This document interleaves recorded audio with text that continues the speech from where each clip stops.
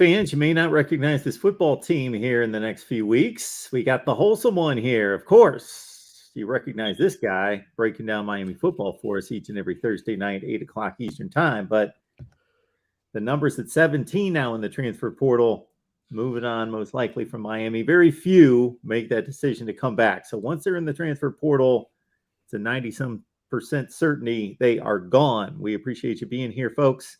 Leave the comments and questions in the live chat. Wholesome one, how are you? I'm doing well. I am doing well. It's a nice frosty day up here in North Dakota. I think we're 20 degrees, something like that. So it's I stayed inside for the most part, and that's the best thing you can do in this weather is stay out of it. No doubt. When I was in my teens, maybe 20s, growing up in that, not in North Dakota, but in Ohio, it's a lot milder, but still, it gets into the 20s, no doubt. Oh, yeah. I didn't like it. Didn't bother me, though. Now it severely bothers me. Severely.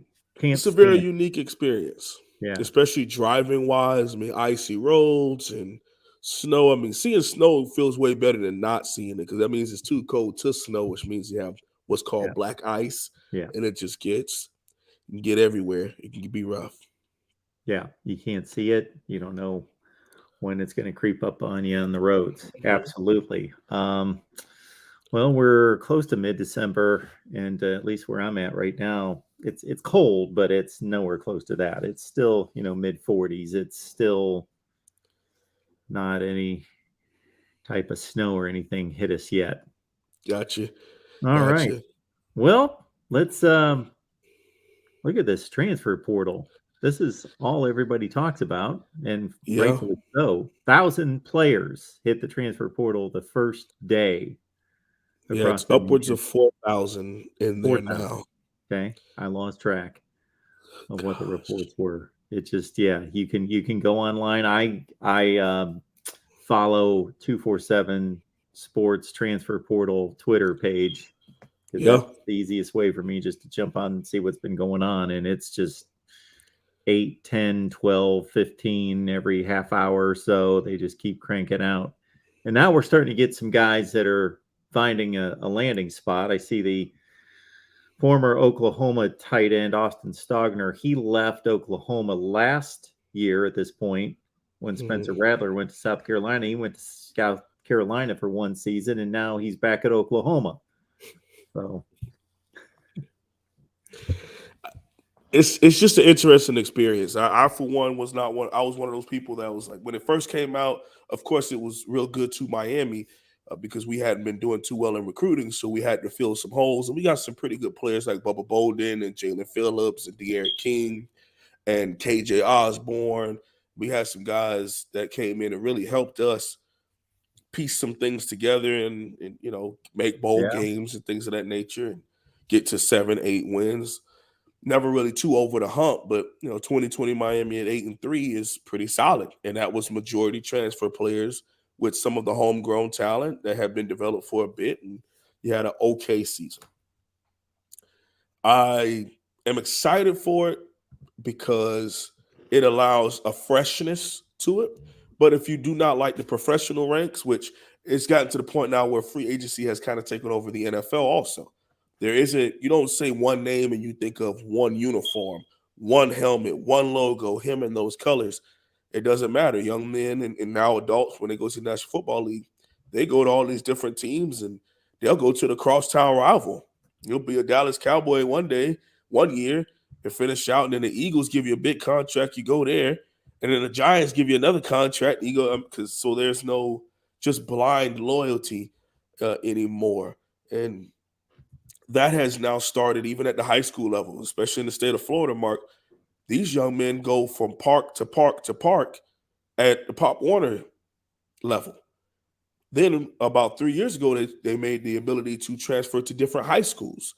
So then young men will go to one high school as a freshman and then be at another high school as a junior and then go to the winning school as a senior to see if they can make the team as a senior. So they've been all over. And you think that mentality is going to stop when they get to the College level, absolutely not. I mean, things happen, and young men have to do what's best for them. But I also think there comes a point where that's becoming a excuse also, to where you're just like, I'm gonna just throw my name out there and see how much money is out there, who wants to rock with me, flirt a little bit, and then if my girlfriend allows me to come back, then I'll come back. But if not, then I'll just go get a new girl. And that's just how some of these young men look at these logos and these football programs. And again, I'm not trying to come off as Mr. Old Man. I'm only 26, so that's not me. But it's just like, man, it's tough because it used to be about being from even that region. I mean, Mark, some of the best quarterbacks are from California playing in the rural South. That wasn't a thing. You want to be able to play for your home state. You want to play for your home city. You took pride in the institution. You took pride in playing for those logos and that uniform.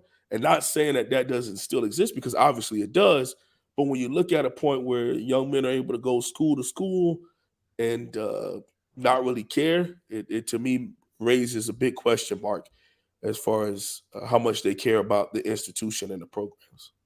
It's not much different from our entire society. So Yeah.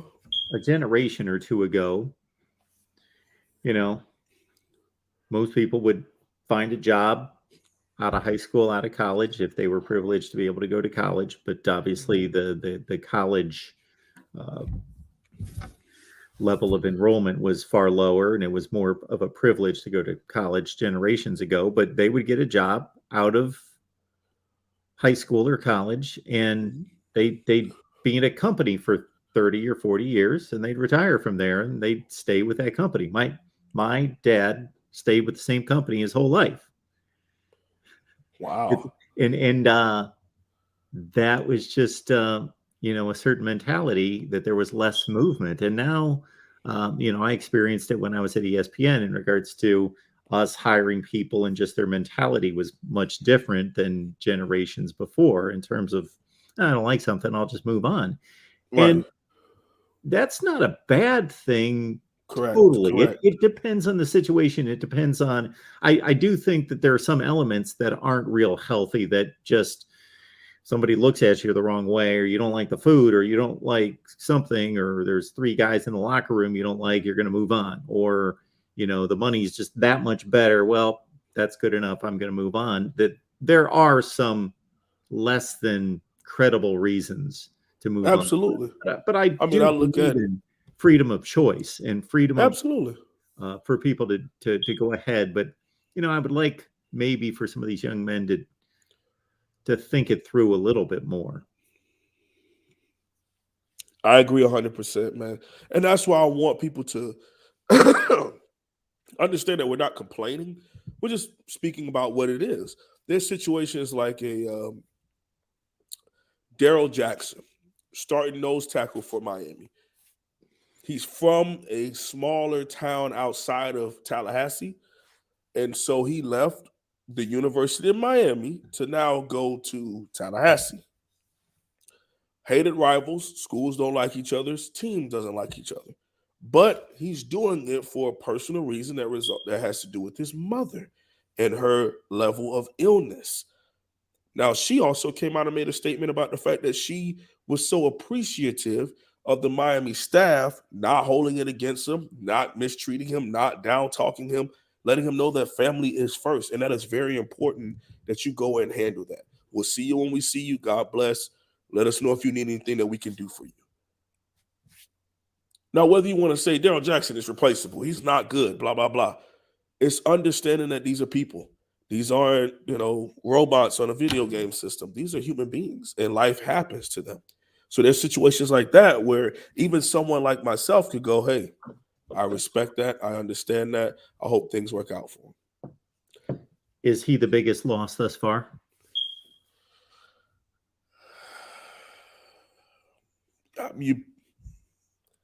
Maybe. But I mean, off of 5-17, Mark, who isn't replaceable? Not in a disrespectful way, but I'm just saying. Yeah. Because, you had starting safety Avonte Williams, who also hit the portal. Yeah. Penciled in to go to Colorado. Yeah. But then the majority of our transfers have been backup guys or rotational guys. So I Oh, Vontae Williams, is this official to oh Colorado? yeah, he's gone. He's been Oh, gone for okay. a week now. Well, he's not signed to Colorado, but that was his first offer right out. Him hitting the portal and things was Colorado. Yeah, the two names that hit me, and I forgot about Avonte Williams. So obviously he was a good player, but really a top level prospect coming out of high school, of course. Absolutely. But besides him, the two that hit me were Daryl Jackson and Jalen Knighton as being productive Yeah, players. absolutely. And for those of us that have covered the program, I've been covering the program since when they were getting recruited, especially Jalen Knighton getting recruited as a sophomore, maybe even a freshman. I've been covering the program since 2018, so he might have been a freshman at that time or a rising sophomore. And he grew up a Tallahassee fan. He's from Central Florida. We thought he was going to end up going there, and then he ends up picking Miami, and he might end up still going to Tallahassee. Who knows? Um, but there comes a point where Coach Cristobal has let it be known that this was going to happen. None of us thought about it as far as starters. I would say for me, I thought it was going to be a bunch of rotational guys that felt like they should be given more PT or that they've earned more playing time, and coach is trying them and coach don't like them because they're not from Miami, whatever excuse they want to come up with for why they weren't getting the job done at University of Miami. But again, there's going to be a percentage of young men where that fits it. There's a percentage of young men where it's, hey, you were the only 6'5" South Florida or Florida young man who plays defensive line that we need to go out and get a nose tackle, and we've kind of over recruited you. So it's good that you can go and find a place to play because you won't be able to play here. That happens sometimes too. It also happens where young men are just knuckleheads and, for lack of a better term, assholes, and coaches just don't want to deal with that anymore. And now the young man can say sayonara, the coach can say sayonara, then they can just walk away. So it works out on both ends, in my personal opinion. Some of them didn't feel too good to see. I really liked Gilbert Frierson. You know that. I was a big fan of Gilbert Frierson. I also felt like we could have found a way to use young men like Jalen Knighton and Thaddeus Franklin Jr. a lot more, but it didn't happen. I also like Elijah Roberts. He was one of my favorite recruits coming out of high school, out of Miami Columbus, and our head coach and general manager are Columbus guys. So I thought that would be a connection there. His parents are big fans of my channel, and they come in and support the channel all the time. So I was rooting for him. Brian Balaam earlier today, rooting for that young man. So you want to see them go off and do well for themselves. Again, for me, I don't wish people ill will unless you play for Tallahassee. So um, that's about it. I am no expert on this roster. I lean on you. I lean on Cam Underwood. You guys know the roster through and through. You guys analyze it every day. I know quite a bit of what goes on elsewhere and watch all the games and watch all the teams as much as I possibly can. And I don't see this yet. Now it's continuing. We're seeing more and more players in the portal from all over the place every day. But as it stands right now, I don't see much to be concerned about. I agree 100%. I agree 100%. When you follow the program, you study the young men, you follow them on social media. For someone like me, I make highlight tapes, I send it to them, and they're very appreciative of it. You kind of get a soft spot for them because it becomes personal. But there's a point where it's business. And I look at it like, yes, we have lost some people, but certain players really showed up towards the end of last season and they are all in. Both quarterbacks decide to come back. So that tells me a little something about the offense from my personal perspective. So they both are all in. You got Cam Kitchens, you have Wes Plaisant, you have Messador coming back. I think things will be okay. Now, you got high school recruiting coming up here soon in about 13 days, 13 to 15 days away from getting some answers there. Um, You also have the transfer portal where people will be coming in. We have a couple young men on official visits to Miami this upcoming week. Francis Mauigo's brother, who plays at Washington State, outside linebacker who's in the portal, he's on an official visit to Miami this upcoming weekend. So, big name Justin Flo, a guy who I really liked coming out of class of 2020, who was recruited by Coach Cristobal, who chose to play for Coach Cristobal, and some injuries derailed him for the first half of his career. Now, with 2 years left of eligibility, is in the portal. Now, he's from Upland, California, which we all know USC will always be in conversation for California guys, period. If we can get him on a visit to Miami, I think we could have a good opportunity there. So, again, you're able to wish people a good luck and a thumbs up when it doesn't hurt as much. I mean, let's be honest, Mark. If you get your heart broke by a girl who you were like kind of iffy with, that means she didn't really break your heart. You're just like, all right, we'll just stop talking. But if it's somebody you really wanted to be with and they hurt you, it hurts, man. So it's good for both parties and almost every single situation where a young man has departed from Miami, whether they have 3 years eligibility, 2 years eligibility, one last year somewhere else. We root for them. Hope they do very, very well where they go. I really do. I mean that. We have our Iowa show with our buddy Corey on Tuesday. Yeah, what's up? And they're losing players. Everybody's losing players, but they're losing some key players. They have a tremendous defense, and they've lost 2 starters off the defense, and then their offense is horrible. They're way out of whack. They've got one of the best defenses in the country, and they've got one of the worst offenses in the country. But when you lose, worse than Miami, yeah, it's that's possible. It is possible. Goodness. Check out the numbers or the film. You can go. I wonder why they wanted to hire Josh Gaddis. I think either one of them is going to prove it out for you. And I was raising some concerns, and somebody left in the chat that they said, well, there's been this many players leave Miami. I said, I don't see the situations the same. I see exactly. Kirk Ferentz has a 22 or 23 year program there.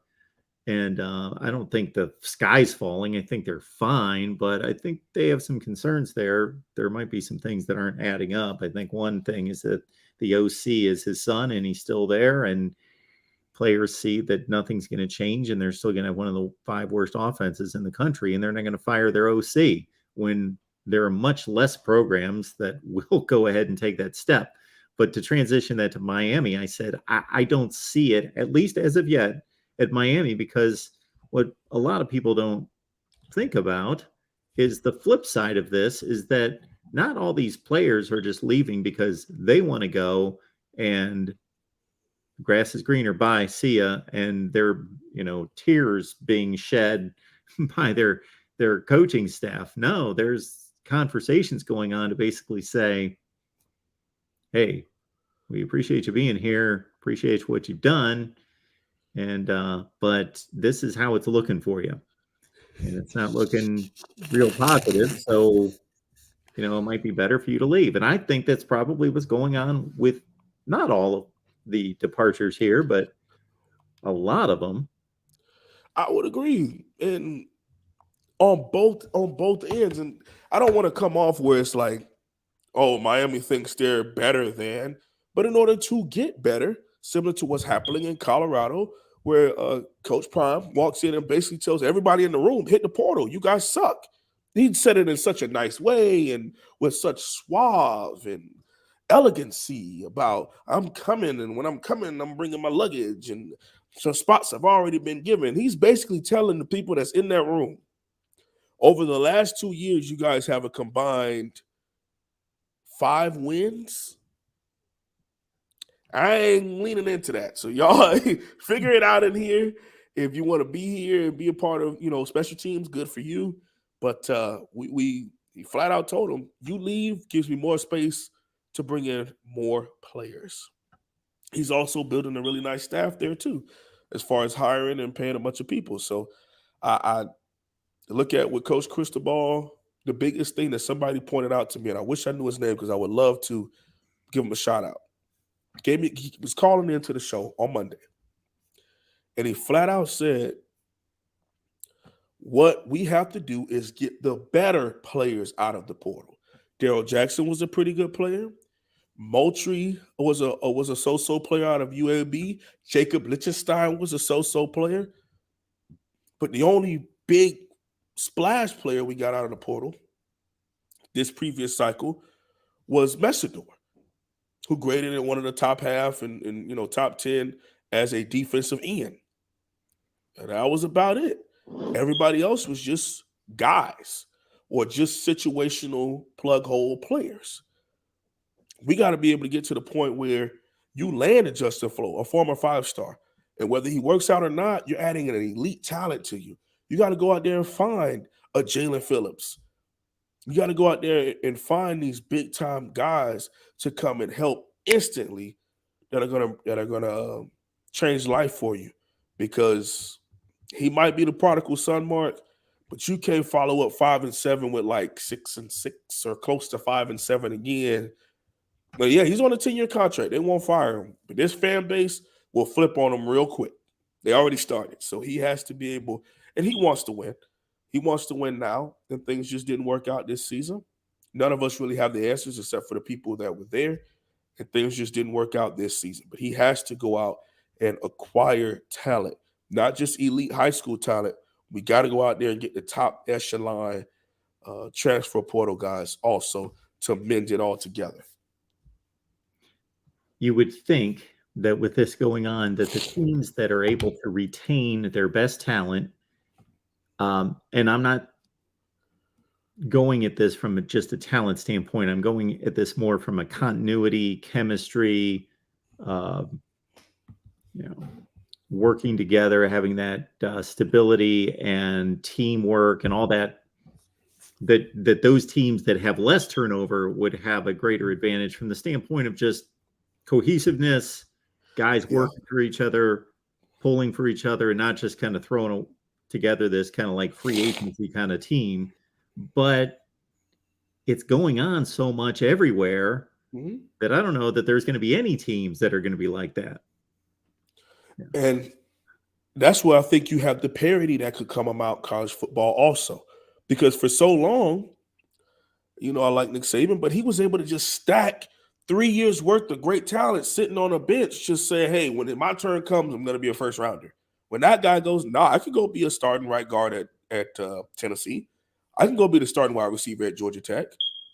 Heck, Mark, he could even go to Georgia Tech and still their running back. Rumors is he's still in their quarterback Sims to come run the same RPO style to Alabama. So it happens like that sometimes. Well, I think it's going to add even to the FCS, to the HBCUs, because these young men are going to want to play now, not sit out.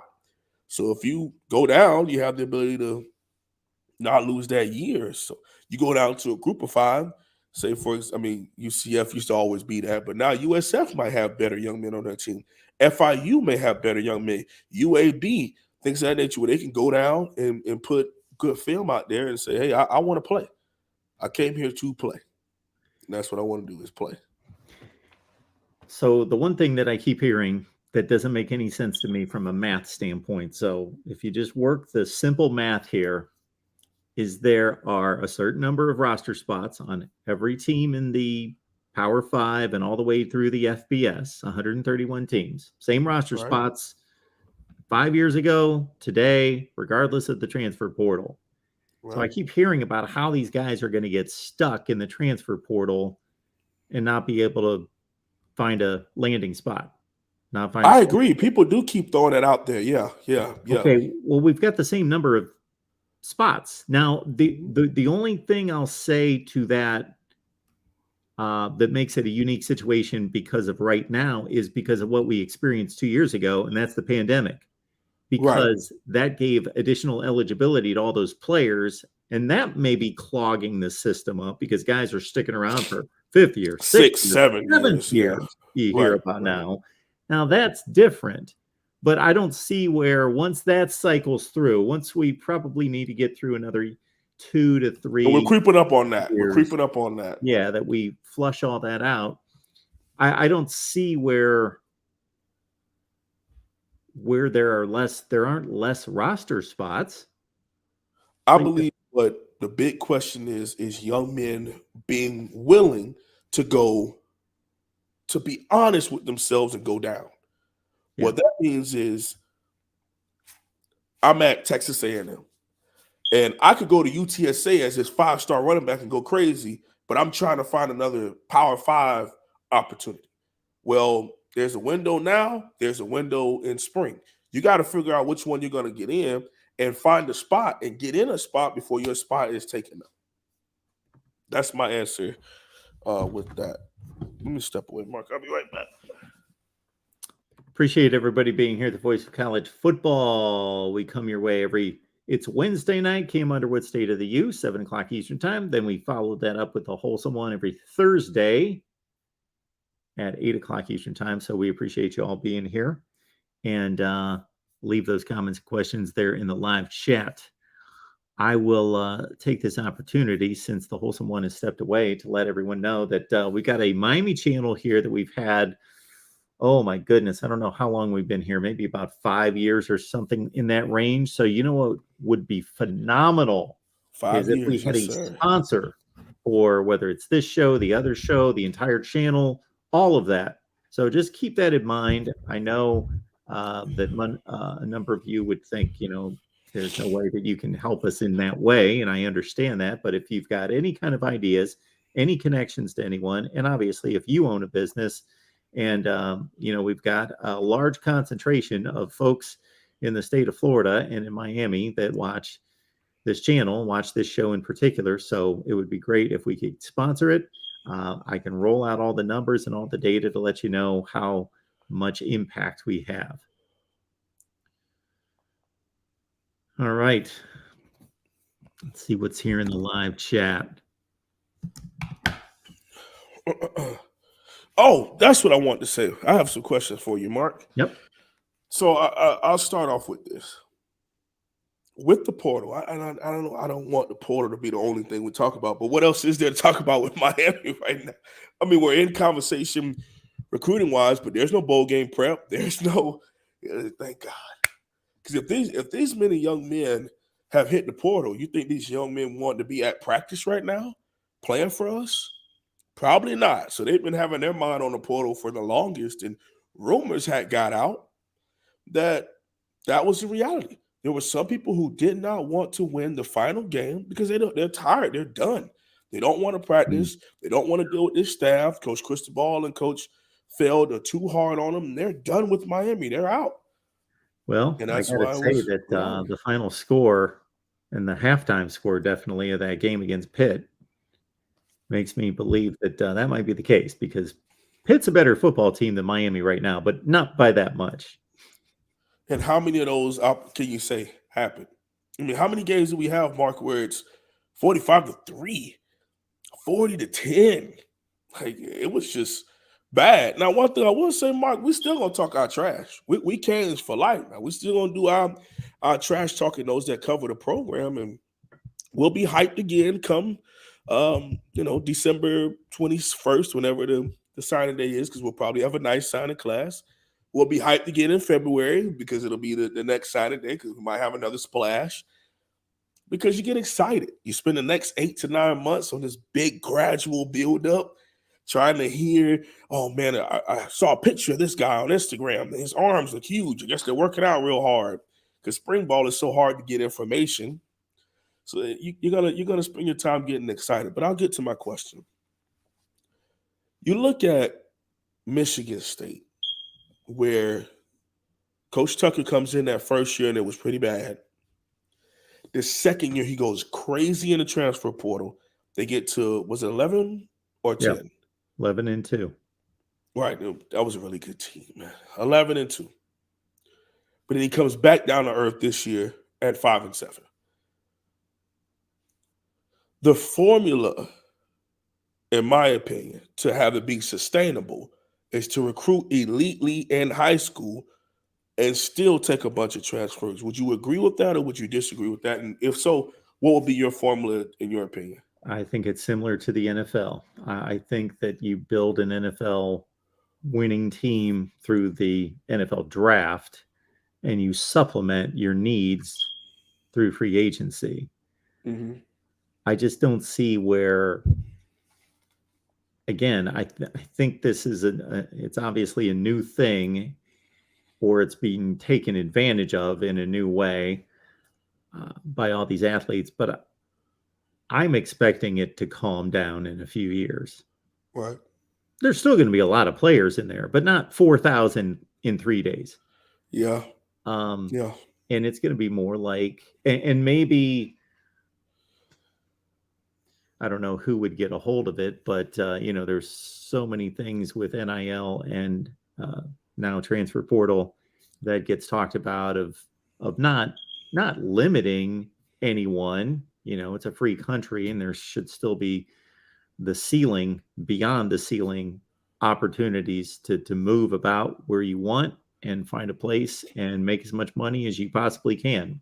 I don't believe in a cap on any of that unless college football is restructured. Then you can justify a cap if everyone's under the same umbrella. And then also with the transfer portal, I just think maybe, I don't know exactly what the dates are. Obviously, this last cycle started December 5th. So there are And you get restrictions. 35 days. So it's the middle of January. This will stop. Yeah. So there are restrictions on it.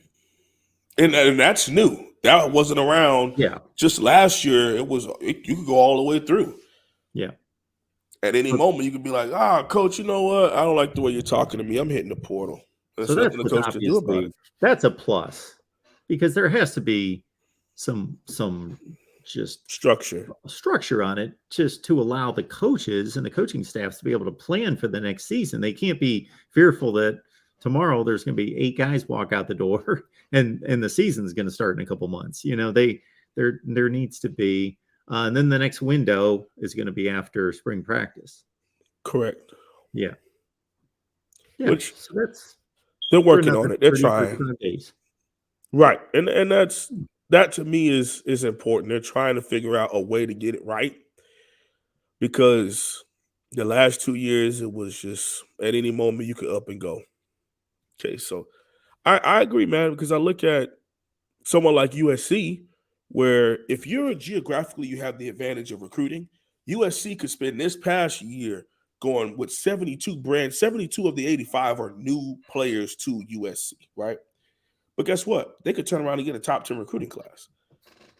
A place like Michigan State, a place like Indiana, places like that, they can't turn around and have this amazing top 5 recruiting class to stack up with the transfer portal.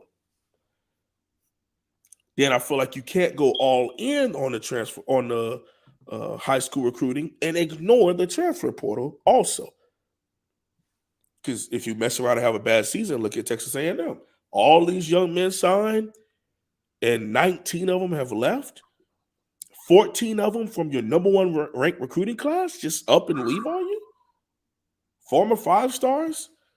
But this is what I mean. Like, what happened to the connection, man? They still got the same receiver coach, still got the same head coach, but they don't care.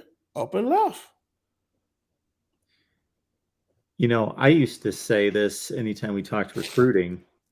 Mm-hmm. This used to be a thing of mine to say, man, I want some genius out there that's got the time to re-rank these recruiting classes. Because just because you had the number 1 recruiting class from 10 years ago doesn't mean it played like the number 1 class. And to go through everybody's statistics and offensive line starters and all conference selections and build some kind of metric that would add it all up and say, we re-rank the classes, and the number 1 class is now the number 7 class, and the number 2 class is now the number 3 class, and But my thought during that entire time had nothing to do with losing players, because there weren't that many players being lost to those classes. It was more about, did they play up to their class standard collectively, or did they not achieve it, or did they overplay? was my thought at the time, was I want to see these classes re-ranked by somebody really smart that comes up with a system, because I would just, but now they need to be re-ranked because players just flat out aren't necessarily going to be there. So the classes could look completely different. Yeah, it's like I said, it's just an interesting situation, and the best thing that you could do is just try to be out in front of it and try to have great communication. I mean, you got to recruit 4 or 5 things at the same time now. You got to recruit sophomores, juniors, and seniors. Yeah. While you're also recruiting the transfer portal and dedicating time to transfer students. And also, the 5th thing is make sure you're in great relationship and continue to recruit the guys already on your roster so they don't leave you. Yeah. While hoping some of those people don't all talk and get it all. Oh, coach, I thought you said you wanted to take 1 quarterback. Then they take 2 4-star quarterbacks. You know, like Rashada, he flips from Miami. One of his biggest things was the fact that we had another quarterback in our class. Yep. And then the Florida Gators did the exact same thing. So, did you say 14 players off that Texas A&M class? Yes. That's not even the number 10 14 of the class 19 anymore. are from the class that just signed to them less than a year ago. Yeah. So we're not talking about the number 1 class taking a little bit of a hit. We're talking about it's like the number 50 class now. 14? With more on the way. So they didn't get a whole lot out of that class because most of them didn't contribute that much their first year. And that's the other thing. Are we to the point now where you can't really stack a great roster? Because if a young man comes in, let's say, for example, you sign the number 1 defensive tackle. Actually, no, let's lose one because it's one position. Let's say you got a running back. Now, some people use multiple running backs, so I get that. Let's say, for example, you have a bell cow back. He's the starter. Well, his backup is a former 5-star also, while you just signed the number 1 running back in the country. So you got 3 5-stars. So you're telling me it's to the point where that freshman feels like, oh, I could play anywhere. I'm not going to sit here and wait on my time or just play special teams. I'm out. You can't even stack up the roster anymore, Mark. Yeah. But these players are also going to realize that if they want to go somewhere really good, they're always going to face competition. Yeah. Yeah. If they're a Miami level player and they want to go to, you know what almost came out of my mouth, and this is obviously subliminal. I almost said Middle Tennessee State. That's a bad example. If you're a Miami caliber player and you want to go to UAB, then yeah, if you were a 4-star and a top 20 at your position and you were good enough to get signed at Miami and you want to go to UAB and be really good and take over. But if you want to leave Miami and you're going to go to Kansas State or you're going to go to Minnesota, or you're going to go somewhere that plays pretty good ball, well, you're going to the same you're going to run into competition unless you just happen to find a weak position on the team. Right. But most likely, I mean, you would hope that they would. I rarely have seen people. Well, not rarely, but there's examples of like De'Aaron King, who was doing well at Houston and he had 1 good season at Miami. I would consider that a step up. But then someone like Tyreek Stevenson is a rotational nickelback at Georgia and comes down to Miami because he wanted to be a corner. He wants to be an outside corner. So there's situations where he may feel like I'm a corner. Georgia's like, no, the hell you're not. You're not good enough to play corner here. And he goes, all right, well, I'll go somewhere that lets me play corner. And he goes to Miami. The only position I have more understanding concerning these kind of moves is quarterback, for obvious reasons. There's only one on the field. So you either are the starter or you're not the starter. And I can understand them being more like, I think I'm really good, but I'm sitting behind Bryce Young, CJ Stroud, fill in the blank, all sorts of different guys. Right. So I'm going to go somewhere else. As opposed to, if you're a defensive tackle and you can't play in a 4 or 5 man rotation, you may need to look in the mirror and think, if I can't make a 4 or 5 man rotation here, then Mark, say that part again. That's so hard to, and from the outside looking in, it's also really hard to judge. It's hard to judge what's going on here. yeah. It's hard to be able to say, okay, hey, this young man views himself as a defensive end, but he doesn't have the quick twitch enough, so he's probably supposed to be a 3 technique defensive tackle. But he keeps telling Miami, I'm not playing no defensive tackle. I'm defensive end. Well, he can't crack the rotation at defensive end and then gets mad at Miami because they don't view him as a defensive end. Or Georgia or Florida or insert name there. It's like sometimes you got to look within yourself and say, am I really that good? The second best defensive tackle on this team, I would argue the first best is Leonard Taylor. I still think Leonard Taylor is the best defensive tackle. He has plays where he looks like he don't want to be here and he's lackadaisical. He gets bad leverage. But you could say the same thing about Darrell Jackson. You could say that even worse about Harrison Hunt. Good God. You can say the same thing about Moultrie. So Jacob Lichtenstein. We had so much up and down on this team. Ridiculous amounts up and down in consistency at every single position. So yes, losing him as a space eater and a true knows one technique that takes on double teams, it's going to hurt because I don't know anybody else on our roster who would do that. But I trust Coach Cristobal to figure it out. I think somebody had a question for me in here too, Mark.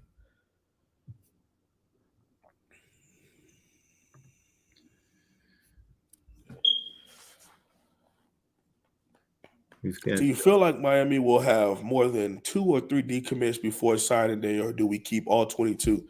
I would keep an eye out for maybe 1 or 2. I don't necessarily know because we're pretty close to it. And people are throwing out a bunch of rumors. And just like, for example, people are throwing out that Carmani McClain, was leaving to go to Alabama. Well, come to find out, he had a conversation with the staff and didn't even go on the official visit to Alabama. So there comes times where we just have PTSD as Hurricane fans where we're like, we can't have nothing good. Every time we have something good, they decommit. I mean, we had a top 5 commit at cornerback last year with Traquan Fagans. He committed to Miami for all of 6 weeks and signed with Alabama. But these things happen. So I definitely get why people get nervous and we feel like we get played with. I mean, Shamar Stewart, the day of National Signing Day, is talking about how much this is his hometown. He wiped his entire social media account and only had the Miami stuff, him in the uniform with Miami, and then 2 hours later signs with Texas A&M. So I get it, guys. I get it. But I would have a little faith in Coach Cristobal and his recruiting staff. Talking Miami football with all of you each and every Thursday.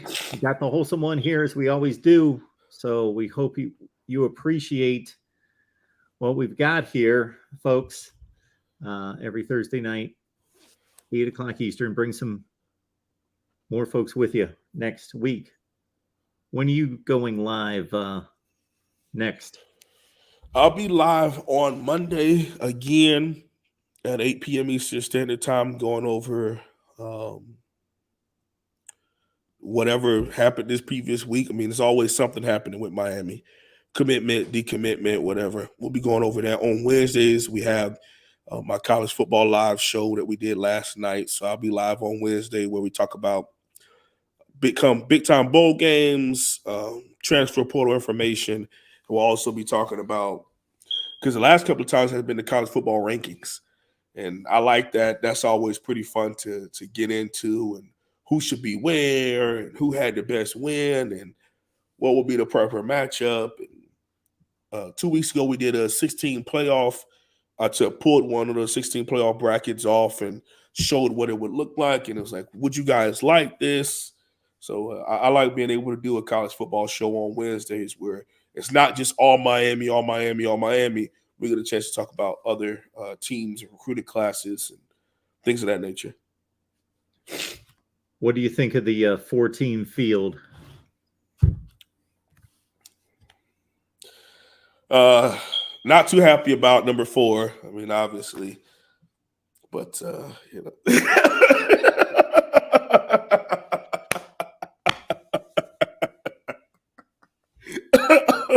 I was feeling pretty good about it. I bet. I mean, it's probably one of the only things besides the Elvis stuff that I could just jab at you and we just laugh about it and we leave it alone. The Elvis stuff gets personal, man. You act like somebody tripped you and pushed you down the stairs, man. Somebody brings up that guy. Good God. But I mean, hey, I don't want to get into it with the Elvis thing. We'll kind of leave that alone. But your Buckeyes. Personally, man, I want losses to matter. That's my biggest gripe. You lose in the Big 12 championship game, talking about TCU, and you go nowhere. You didn't even move down to 4. You just stayed right there. Yes, there's context to it. And every year happens to be different. Like we said before, Mark, one year it's the 4 most deserving teams. Next year it's the 4 best teams. Next year it's conference champions. They come up with something every single year, in my opinion, to add some gravitas to it. So I've always been in conversation for 6, maybe 8, taking all the conference championships and then at large. That's always been my my viewpoint. But we get 12 teams after next season, and hopefully people can be happy and satisfied with that. But that won't happen. You get a whole new wave of people that's going to be pushing for 16, pushing for 24. And so I'm hoping that eventually we get to a cap where this doesn't look like college football. It doesn't look like college basketball. It's just a whole big old bracket. Hope we don't ever get to that point. Well, I think what's going to save the sport from getting out of hand that way is it's just too physical. You just can't do that. That is the difference between this sport and the other major sports is it's just too physical to trot those guys out too many times. I hope you're right, Mark. I hope you're right. I mean, I don't want to come. I mean, you don't want to come off as someone that doesn't have a vision or doesn't want to look at things as far as futuristic. But unless we're going to get to the point where we're only playing 6 or 7 regular season games, that's the only way that you could swing some big old, 24, 16 team playoff. I had somebody try to convince me that's 64 teams, and I'm like, good God. We've had some crazy conversations, Mark, and I was just, I'm sitting on here like, yep, So we're only playing 3 regular season games, and then play 10 regular season games, and then 64 teams into a turn. We're gonna be playing till March. Spring ball, we're gonna be having the next championship in spring. Yeah, you're gonna have opt-outs all over the place. And what does the 64th best team in the country have to do with trying to win a national championship? I would argue, what does even the 12th team? I mean, this year we look at it where you're like, hey, it was hard for us to find 4. Now you're going to try to, now you find 12, but whatever. I mean. Well, you know what's going to be hard going forward is not that these teams are going to have a chance to win a national championship, but if you look at the current rankings, and I knew this was coming anyway, because as soon as this 12-team playoff was thrown out there last summer, I went through about 10 consecutive seasons and threw in what it would look like. And this is the kind of decision they're going to have to make. So you would be happy about this. Well, no, you wouldn't be happy about this. Yeah, Florida State would be out. So anyway, the 12th ranked team in the country is Washington. So they're out because you got to have a group of 5 team in. So the group of 5, the 6th best champion is Tulane. So they would shoot up to 12. Okay. So it's 1 through 11, and then it's Tulane. All right. Well,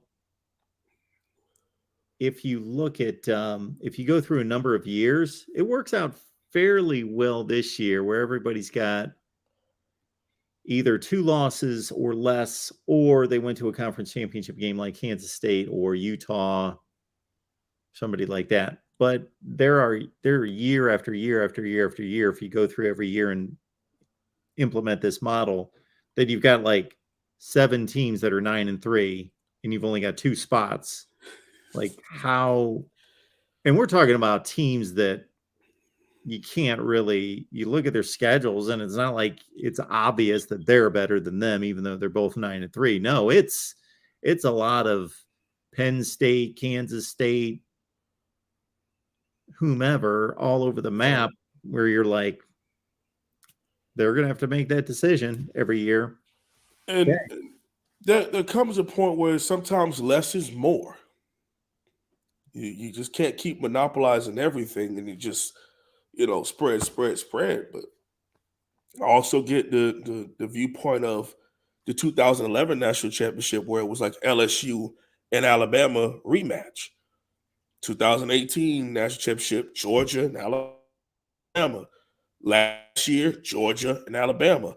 Again, those, yes, might have been the 2 best teams, but there comes a point where you're like, all right, can we get some other teams? And so I get where the conversation comes up. And you throw up there, you see all those different brands on the bracket. You're like, oh, this would be super cool. Then you got to start thinking about over time how bad that this can be over time. This committee's also going to have to wrestle with this, because this comes up a lot too.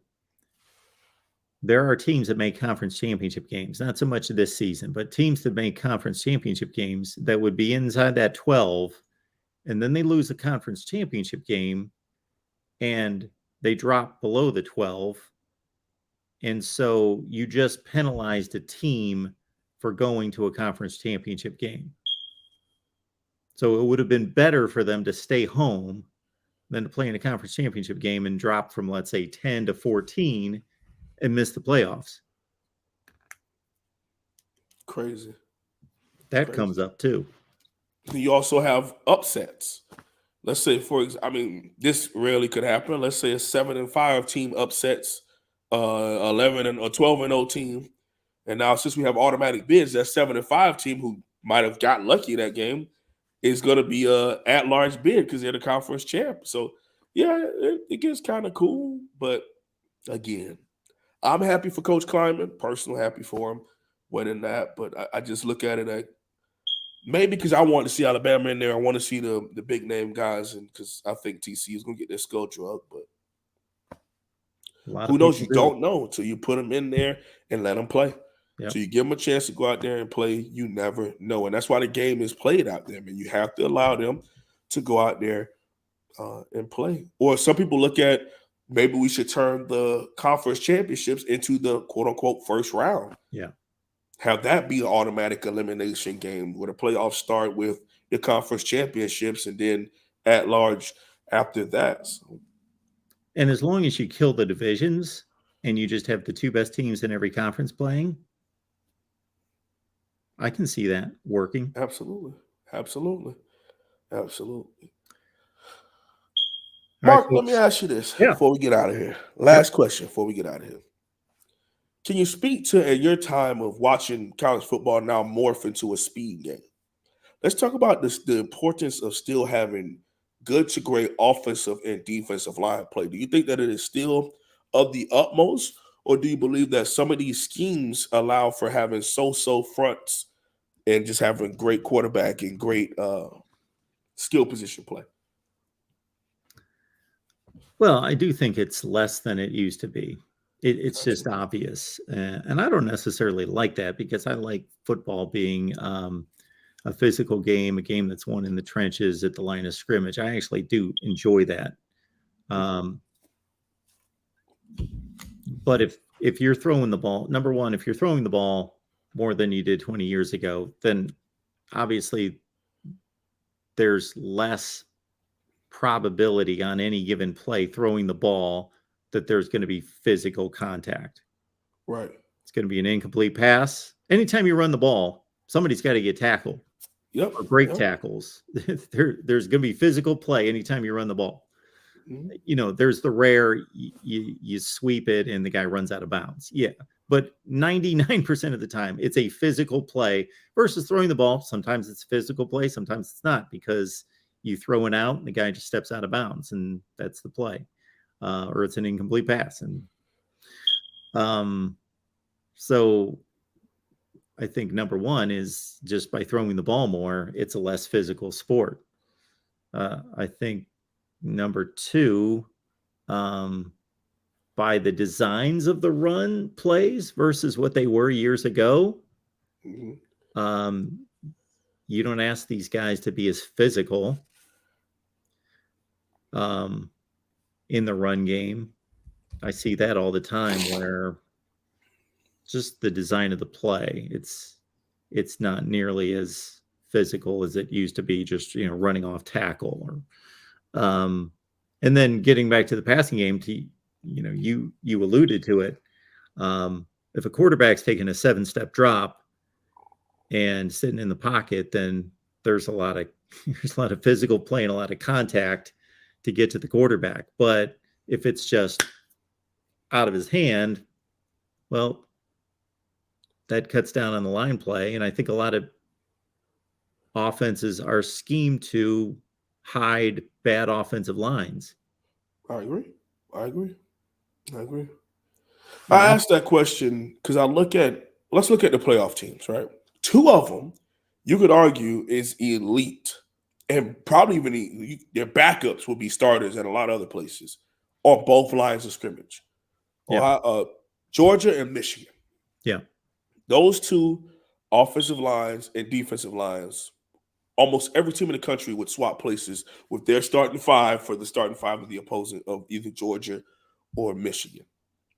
But then you also look at a starting 5 like USC, where they may not have the most physically imposing offensive line, but their guys get it done for the scheme that they need to execute, as far as more of an air raidy RPO style of ball.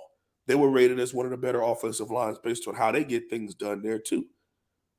So you may not need the 6'6", 330-pounders in some instances, where you could have some 6'2", 6'3", 6'4" guys who are early 300s who just stay in front of their man or just get the guy out the way. And then there's some rogue raider offenses that require you to be real people movers and grabbing grown men and driving them in the opposite direction. I bring that up because then I look at Ohio State, where the offensive line, I mean, pretty solid. I would say probably top 15 offensive line, top 15, 20 defensive line. But they both sides play as a unit. You don't really have the standout guy as much. Ohio State definitely has a defensive tackle issue, but defensive ends are still pretty solid at Ohio State. So they're in the comments, they're going to be there, but then it's like, okay, they play Michigan in the game at the end of the year, and that was the biggest defining issue, is the fact that they could just line up and boom. But years prior to that, when Ohio State was landing the big-time defensive tackles, was having elite defensive lines, that big Michigan offensive line, they were able to negate it because they were able to go out and have a good defensive line and have a day also. So I was just wondering how you look at it, because you've been watching it for so long, where that was the ultimate winner or loser in the game. How did the O-line look? Was probably the big question. Now, there's national championship teams where they didn't even have a guy who was first team in their own conference, a guy that wasn't even in the first round, second round, third round of the offensive line. But the scheme and how the offensive coordinator and the play caller put it together, they still had a lot of great success as far as on the offensive line. Defensive line, majority of the teams when you were coming up watching it were 3-4 gap holders. Guys just clogging up the hole, letting linebackers scrape and make plays. Even up until when I started, places like Georgia, Alabama, Florida, they still did that. Well, now you got these 4-2-5s, these 3-3-5s, where defensive linemen are shooting in the backfield and getting stats, and they're being a part of making plays in the backfield too. So I look at it like, I wanted to ask you from your perspective, how big of a difference that has been in your time of watching this game where, like I said, it was a defining factor. How did the offensive line play? You can say that now and give up 5 sacks and still throw for 400 yards in today's game just based on the great offensive minds that are out there. It's almost like, and I'll just use this comparison, the way I look at things, and this is what makes great conversations is you've got your expertise in the game and look at the game a certain way. I look at it differently based on my background, and we have a great conversation. So like special teams isn't nearly as important as it used to be. Yeah. For these reasons. Number one, they changed the kickoff rule. Correct. So I looked this up one time. We may have been on together. I forget. I looked this up and I looked to see what team returned the most kickoffs last year. And then I compared it to 10 years ago. And that team that returned the most kickoffs last year would have been like 85th in the country in kickoff returns, because you don't need to return a kickoff. Catch the ball at the 3-yard line. We got it at the 25. We're good to go. Right. So there's far less kickoffs returns because of that. Obviously, that's been the major rule change. And then even before that, kickers were just getting better, just booming it through the end zone. Right. So you watch a game from 1975, every kickoff's coming back. Because they're kicking it down to like the 4, the 7, or wherever, and they're returning the kick. Number two, the punting game.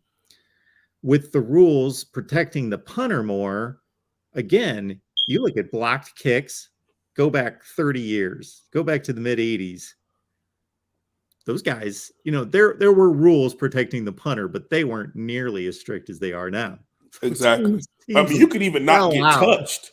Yeah, you could not get touched, and people land around you, and you go, oh, and hit the ground and throw a 15-yarder. Teams would just, when I first watched football, teams would just sell out on punt blocks all the time. It was great.